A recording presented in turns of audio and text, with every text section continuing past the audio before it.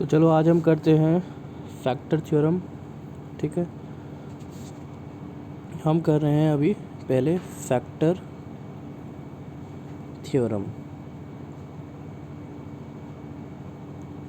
देखो factor theorem क्या कहता है कि सपोज़ आपके पास एक पॉलिनॉमियल है px। ठीक है, ये क्या है, आपका पॉलिनॉमियल है ये। ठीक है, और आपके पास gx है। ठीक है, ये भी क्या है, एक पॉलिनॉमियल है। ठीक है, तो वो कहता है कि gx is a factor of px if gx, इसको रब कर देना, if gx divides px completely। ठीक है, ये तो एक डेफिनेशन थी। ठीक है, मुझे पता है अभी समझ नहीं आया होगा। ठीक है, तो चलो इसको थोड़ा समझा देता हूँ मैं, क्या है क्या ये। ठीक है, वो कहता है कि आपके पास सबसे पहले तो देखो यहाँ पर हमें समझने वाली चीज़ है कि फैक्टर होता क्या है। ठीक है, तो पहले हम ये समझ लेते हैं कि फैक्टर क्या होता है, क्योंकि जब तक फैक्टर समझ नहीं आएगा हमें फैक्टर थ्योरम समझ नहीं आएगा। तो फैक्टर क्या होता है, देखो सपोज जैसे 4 है, 4 के मैं आपको बोलूँ फैक्टर बनाओ, तो फैक्टर होता है जो जो इसको डिवाइड कर सकते हैं।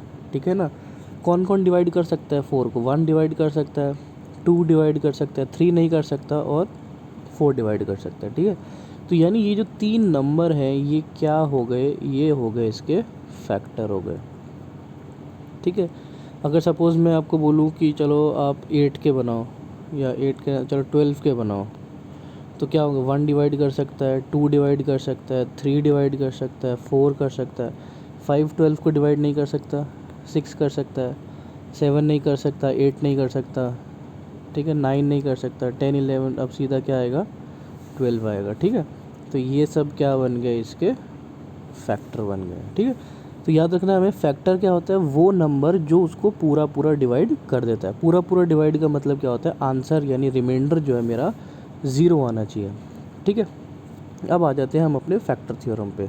तो फैक्टर हमें पता लग गया, वो कह रहा है कि आपके पास एक पॉलिनॉमियल है px, आपने इसको किससे डिवाइड किया, gx से, रिमाइंडर क्या आ रहा है 0, तो ये इसका क्या हो गया, तो ये इसका क्या बन गया, फैक्टर बन गया। ये होती है आपकी फैक्टर थ्योरम। ठीक है, अब फैक्टर थ्योरम जो है,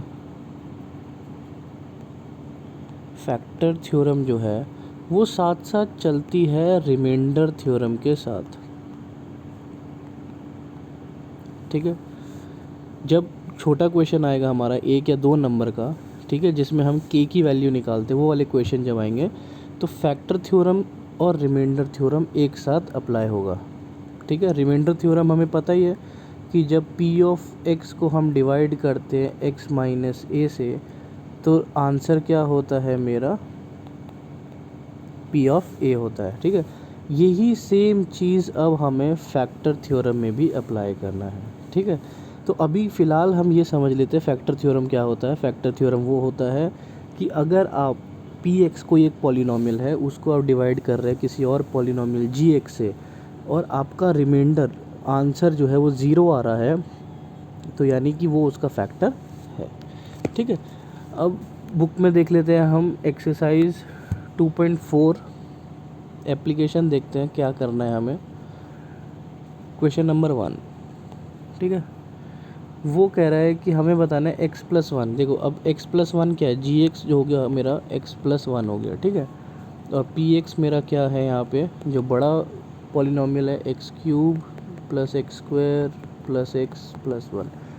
हमें बताना है कि क्या ये इसका फैक्टर है या फिर नहीं है। अब देखो मैंने बताया था अगर ये इसका फैक्टर होगा तो आंसर कितना आना चाहिए, 0 आना चाहिए। ठीक है, तो हम क्या करते हैं, हम इसको अब रिमाइंडर थ्योरम से सॉल्व करते हैं, क्योंकि हमें पता है रिमाइंडर थ्योरम में भी हम यहाँ से क्या निकाल सकते हैं, x की वैल्यू निकाल सकते हैं। तो हम क्या करते हैं, x+1 को 0 रखते हैं, तो यहाँ से हमें क्या आ जाएगा, x = -1 वैल्यू आ गई। अब हम क्या निकालते हैं, p(-1), ठीक है, p(-1) निकालेंगे। पॉलिनॉमियल क्या है मेरा, x³ + x² + x+1, तो ये हो जाएगा -1 का क्यूब -1 का स्क्वायर -1 + 1, -1 का क्यूब -1, -1 का स्क्वायर +1, -1 + 1, ये कट गया, ये कट गया, आंसर क्या आया मेरा, 0 आ गया। तो देखो आंसर मेरा आ रहा है 0, ठीक है। तो यानी हम कह सकते हैं therefore x+1 is a factor of x³ + x² + x+1, ठीक है। तो यानी कि एक फैक्टर निकालने के लिए हमने क्या यूज़ किया है, हमने रिमाइंडर थ्योरम यूज़ किया है, ठीक है। रिमाइंडर थ्योरम याद रखना, रिमाइंडर थ्योरम हमेशा रिमाइंडर निकालने के लिए यूज़ की जाती है, ठीक है। जैसा उसका नाम है वैसा उसका काम है। तो रिमाइंडर थ्योरम रिमाइंडर निकालने के लिए यूज़ की जाती है, और हमें पता है अगर मेरा रिमाइंडर 0 आ गया तो वो उसका क्या बन जाएगा, फैक्टर बन जाएगा, ठीक है। इसी तरह से बाकी के जो क्वेश्चन है 2, 3, 4 इसके जो पार्ट है वो करना है आपको, ठीक है। सब में आपको p(-1) निकालना है, ठीक है। अगले आ जाते हैं क्वेश्चन नंबर 2 पर। वो कह रहा है फैक्टर थ्योरम से आपको बताना है कि gx px का फैक्टर है या फिर नहीं है, ठीक है। px आपको क्या दिया हुआ है, 2x³ + x² - 2x - 1, और gx क्या दिया हुआ है, x+1। तो सिंपल है, आपको क्या करना है, सबसे पहले यहाँ से आप x की वैल्यू निकालो। तो x+1 किसके इक्वल है, 0 के, x क्या हो गया, -1, ठीक है। अब ये जो वैल्यू आई है ये कहाँ डालेंगे, हम अपने px में डालेंगे। तो हम निकालेंगे p(-1), तो जहाँ जहाँ x है वहाँ पे हम -1 डाल देंगे, -1 का क्यूब -1 का स्क्वायर प्लस -2 × -1 ठीक है। सॉल्व कर लेते हैं, -1 का क्यूब -1 होता है तो ये -2 हो जाएगा, ये +1 हो जाएगा, ये +2 हो जाएगा, ये -1 हो जाएगा, ये कट गया, ये कट गया, आंसर क्या आ गया मेरा, 0 आ गया। तो 0 आ गया यानी कि यस ये इसका फैक्टर है, यस फैक्टर, ठीक है। मैंने शॉर्ट में लिख दिया, इसको आप पूरा लिख सकते हैं स्टेटमेंट में, yes it is a factor, ठीक है। इसी तरह से हमें बाकी के क्वेश्चंस भी करने हैं। आप x की वैल्यू निकालें, पॉलिनोमियल में डालें, अगर आंसर 0 आ गया तो वो फैक्टर है, आंसर 0 नहीं आता तो वो फैक्टर नहीं है। आगे देखते हैं क्वेश्चन नंबर 3। वो कह रहा है find the value of k if x - 1 is a factor. अब देखो वो कह रहा है कि ये फैक्टर है, अगर ये वो कह रहा है कि ये फैक्टर है यानी कि आंसर क्या आएगा मेरा, 0 आएगा, ठीक है। फैक्टर का मतलब ही होता है आंसर मेरा 0 आना चाहिए, ठीक है। तो वो कह रहा है कि x - 1 जो है वो फैक्टर है, किसका फैक्टर है, px।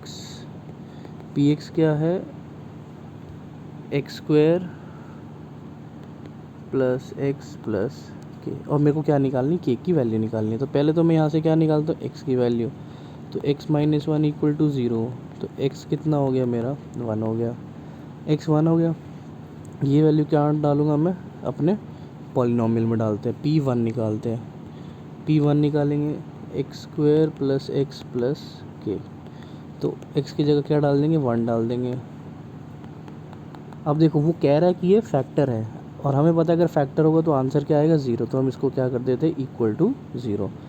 तो 1 + 1 + k = 0, 2 + k = 0, तो k कितना हो गया, -2। तो इस तरह से हमें सबका आंसर निकालना है, सबको =0 कर देंगे और यहाँ से हमारा आंसर आ जाएगा, ठीक है। क्वेश्चन नंबर 4 जो है वो स्प्लिटिंग ऑफ मिडिल टर्म में करवा दिया है। क्वेश्चन नंबर 5 पर आ जाते हैं, थोड़ा इंपॉर्टेंट क्वेश्चन है ये। यहाँ पर हमें अब gx नहीं दिया हुआ, हमें gx खुद निकालना है, ठीक है। x³ - 2x² - x + 2। अब देखो अभी तक के जो क्वेश्चंस थे उन सब में हमें gx दिया हुआ था, ठीक है, यानी जिससे हम डिवाइड कर रहे हैं वो हमें दिया हुआ था, ठीक है। लेकिन अब इस क्वेश्चन में हमें नहीं दिया हुआ कि हमें इसको किससे डिवाइड करना है, ठीक है। तो हमें कैसे पता लगेगा कि इसको डिवाइड किससे करना है? तो हम क्या करते हैं इस तरह के क्वेश्चन में, जब डिग्री 3 4 के पॉलिनॉमियल होते हैं, हम यहाँ पर रैंडमली वैल्यू डालते हैं। पहले +1 डाल लेते हैं, फिर -1, फिर +2, फिर -2, +3, -3, ठीक है। इनमें से जो भी मेरे को आंसर देगा 0, वो वैल्यू उठा लूँगा मैं, ठीक है। चाहे 1 पे दे, चाहे -1 पे दे, 2 पे दे, -2 पे दे, ठीक है। अच्छा, ये ऑर्डर याद रखना, इसी ऑर्डर में हम डालते हैं, ठीक है। ऑल्दो कोई फिक्स ऑर्डर नहीं है, लेकिन हम कोशिश करते हैं जितनी छोटी वैल्यू से मेरा आंसर आ जाए उतना ज़्यादा सही है, ठीक है। तो ऐसा नहीं कि हम पहले 3 नहीं डाल सकते, हम 3 डाल सकते हैं, लेकिन इतनी लंबी वैल्यू पे क्यों जाना है जब अगर हमारा आंसर छोटी वैल्यू से आ जाता है, ठीक है। तो ऑर्डर याद रखिएगा, ठीक है। और तब तक सॉल्व करेंगे जब तक मेरा आंसर क्या है, 0 नहीं आ जाता, ठीक है। तो पॉलिनॉमियल देखते हैं। px मेरा क्या दिया हुआ है, x³ - 2x² - x + 2। तो सबसे पहले मैं क्या निकालता हूँ, p1। x को मैंने क्या रख दिया, प्लस का 1, तो ये हो गया 1³ - 2 × 1² - 1 + 2। तो 1 का क्यूब 1 - 2 - 1 + 2, ये कट गया, -1 + 1 कट गया, आंसर क्या आ गया, 0। तो यानी कि x = 1 पर ही मेरा आंसर 0 आ गया। तो x = 1 था, 1 को इधर ले आते हैं तो मेरा gx बन जाएगा x - 1। x - 1 कैसे आया, देखो x मैंने क्या लिया था, 1 लिया था, और 1 पे मेरा आंसर 0 आ गया था। तो 1 को मैं लेफ़्ट हैंड साइड पे ले आऊँगा, तो प्लस का 1 इधर आएगा तो क्या हो गया, -1 = 0, ठीक है ना। इसको हम कहाँ ले आए, इस साइड ले आए, तो x - 1 आ गया, ठीक है। यही x - 1 ले लिया, तो ये मेरा gx आ गया, ठीक है। और px तो मेरे को क्वेश्चन में दिया हुआ ही है, x³ - 2x² - x + 2, ठीक है। अब क्वेश्चन कह रहा है फैक्टराइज करना है हमें,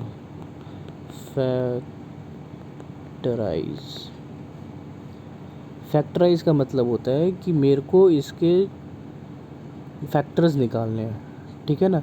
जैसे मैंने अभी निकाले थे 4 के फैक्टर क्या थे, 1 2 4, ठीक है। ऐसे मेरे को अब इस पॉलीनॉमियल के भी फैक्टर निकालने हैं, ठीक है। तो मैं क्या करूँगा, इसको gx से डिवाइड करेंगे, ठीक है। तो डिवाइड कैसे करेंगे, अब ये देख लेते हैं। x - 1 बाहर आ जाएगा, अंदर आ जाएगा आपका x³ - 2x² - x + 2। अब ध्यान देना है, हमें हमेशा जब भी हम डिवाइड करेंगे हमें सिर्फ पहले नंबर पे ध्यान देना है, बाहर वाले का भी और अंदर वाले का। जो फर्स्ट नंबर है उस पे ध्यान देना है, ठीक है। अब देखो, अंदर क्या है, x³, बाहर क्या है, x। तो जो जो कम होगा उसको हम ऐड कर देंगे, ठीक है। तो देखो अंदर क्या है, x³ यानी कि 3x है, बाहर क्या है, x 1x है, तो यानी कि 2x कम है। तो मैं क्या करता हूँ, 2x से यानी x² से मैं क्या करता हूँ, मल्टीप्लाई कर देता हूँ, ठीक है। जो जो कम होगा उसी से मैं मल्टीप्लाई कर दूँगा, किसको, बाहर वाले को, अंदर वाले को नहीं, बाहर वाले को हमें मल्टीप्लाई करना है। तो x² को मैं बाहर वाले x से करूँगा तो ये बन गया x³, ठीक है। x² को -1 से करेंगे तो ये बन गया माइनस का x², ठीक है। इसके बाद मेरे को क्या करना है, साइन चेंज करना है। ये प्लस का था तो ये माइनस का हो जाएगा, ये माइनस का था तो ये प्लस का हो जाएगा, तो ये कैंसिल हो गया। अब देखो ये प्लस का है नीचे और ऊपर क्या है, माइनस का ठीक है ना। तो ये अब ये वाला साइन नहीं देखना हमें, ये साइन भूल जाओ, ठीक है। हमें क्या देखना है, प्लस वाला साइन देखना है। तो प्लस माइनस क्या होता है, माइनस। तो 2 में से 1 जाएगा तो माइनस का x² बचेगा, ठीक है। बाकी जो संख्या है उनको हम ऐसे एज इट इज़ उतार लेते हैं, ठीक है। जैसे हम डिवाइड में करते हैं, जो बच जाता है उनको नीचे उतार लेते हैं, वैसे ही हमने इनको भी नीचे उतार लिया, ठीक है। ये हो गया मेरा फर्स्ट स्टेप कंप्लीट, ठीक है। हमेशा याद रखना, x³ है तो x³ के नीचे x³ लिखा जाएगा, x² के नीचे x² लिखा जाएगा, ठीक है। अगर वो नंबर नहीं है तो उसको हम बाहर साइड में कहीं लिख देंगे, ठीक है। वो जब क्वेश्चन आएगा तो देखते हैं, ठीक है। अभी फ़िलहाल इस क्वेश्चन पे आ जाते हैं। अब ये आया, अब हम फिर से फर्स्ट देखेंगे दोनों का, बाहर भी और अंदर भी। तो देखो अंदर है -x², बाहर है x। तो क्या क्या कम है, देखो एक तो बाहर माइनस का साइन नहीं है, तो हम यहाँ क्या लगा लेते हैं, माइनस का साइन लगा लेते हैं एक तो। और अंदर है 2x, x² का मतलब क्या है 2x, और बाहर है x, यानी एक x कम है, तो हम इसके साथ एक x और लगा देते हैं, ठीक है। एक x लगा दिया हमने। अब इसको क्या करेंगे, हम बाहर वाले से मल्टीप्लाई कर देंगे। -x को x से किया, -x², -x को -1 से किया, प्लस का x हो गया ये, क्योंकि माइनस माइनस प्लस हो जाता है। क्या करेंगे, साइन चेंज करेंगे, माइनस वाला प्लस हो जाएगा, प्लस वाला माइनस हो जाएगा। सॉल्व करेंगे, ये कट गया, माइनस माइनस। अब देखो ये वाला साइन नहीं देखना हमें, ठीक है, ये देखेंगे तो कट जाएगा, हमें देखना हम नया साइन, ये भी माइनस, ऊपर भी माइनस, माइनस माइनस प्लस, तो माइनस का 2x प्लस 2। अब फिर से पहले वाला का साइन, पहला वाला दोनों का पहला देखेंगे, देखो दोनों में x तो है, क्या नहीं है, माइनस का 2, तो हम यहाँ लिख लेंगे माइनस का 2। माइनस के 2 से करेंगे तो ये हो गया -2x, और minus minus plus 2, sign change करेंगे, माइनस प्लस, ये पूरा कट जाएगा, ठीक है। याद रखना हमेशा आंसर मेरा नीचे 0 आना चाहिए। अगर मेरा आंसर नीचे 0 नहीं आ रहा, यानी मैंने कहीं ना कहीं कुछ ना कुछ गड़बड़ किया है, ठीक है। तो अब मेरे पास क्या बच गया, x-1 यहाँ से बच गया, और यहाँ से x² - x - 2 बच गया। इसको मैं अलग से लिख लेता हूँ,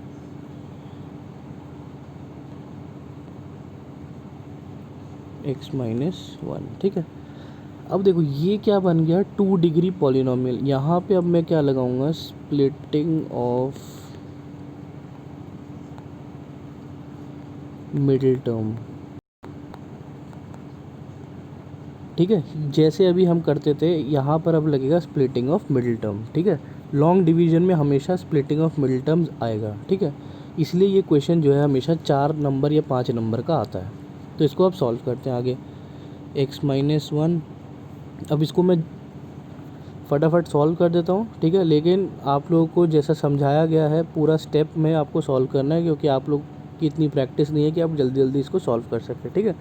तो मैं इसके फैक्टर बना लेता हूँ, x² - 2x प्लस x - 2, ठीक है। मैंने बीच वाले नंबर को स्प्लिट कर दिया है, तो ये x कॉमन लिया, x - 2 प्लस 1 x - 2, जहाँ कुछ कॉमन नहीं होता वहाँ 1 कॉमन होता है, तो ये बन गया x - 2 x प्लस 1, और यहाँ बाहर चल रहा था मेरे पास x - 1। तो हमेशा हमें एक चीज़ याद रखनी है, जितनी पावर होगी, जितनी डिग्री होगी, उतने फैक्टर बनेंगे, ठीक है। 2 डिग्री होती है तो 2 फैक्टर आते हैं, 3 डिग्री होगी तो 3 फैक्टर बनेंगे, ठीक है।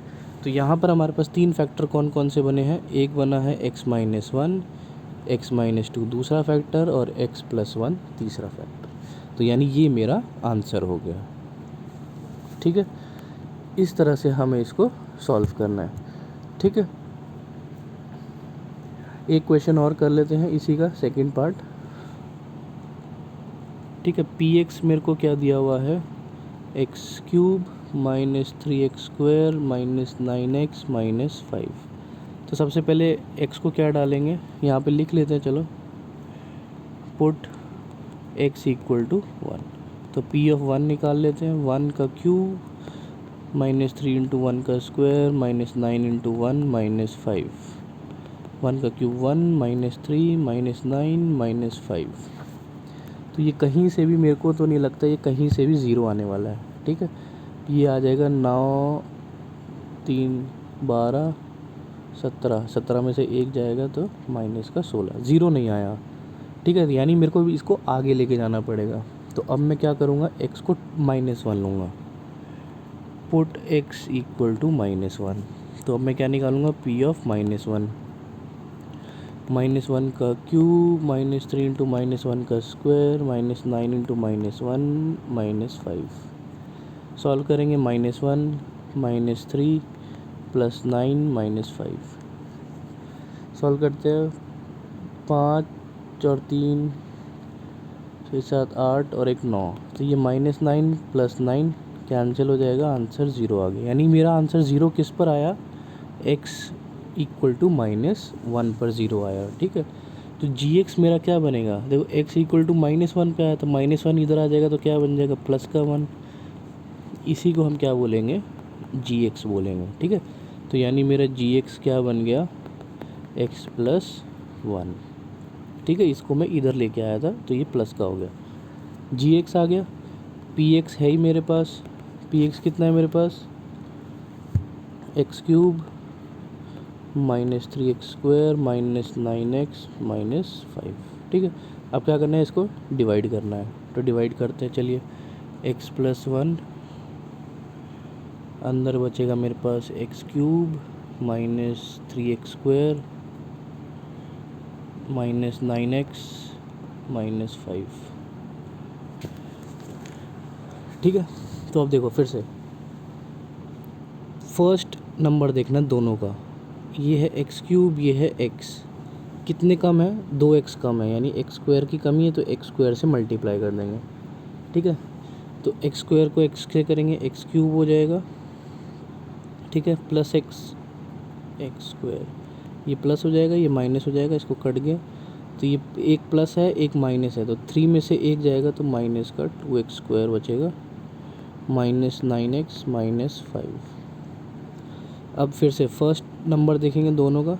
ठीक है, तो कितने की कमी है, एक x नहीं है और एक -2 नहीं है, तो -2x, तो -2x² -2x, ये प्लस हो जाएगा, ये भी प्लस हो जाएगा, ये तो कट गया, 9 में से 2 जाएगा तो 5x -5x -5। एक मिनट, 9 में से 2 जाएगा तो 7 बचेगा। यहाँ पे कुछ गड़बड़ हो रहा है क्योंकि मेरा आंसर जो है वो 0 आना चाहिए। ठीक है,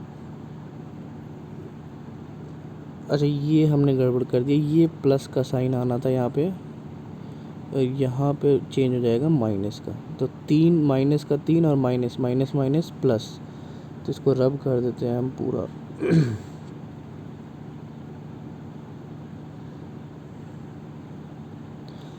ये प्लस है और ये चेंज हो जाएगा माइनस, तो माइनस माइनस प्लस, तो माइनस का 4x² -9x -5। अब देखते हैं, तो यहाँ पर आएगा माइनस का 4x, क्योंकि एक x नहीं है और एक माइनस का 4 नहीं है, -4x² -4x, ये प्लस हो जाएगा, ये प्लस हो जाएगा, ये कैंसिल हो गया, 9 में से 4 गया, माइनस का 5x -5।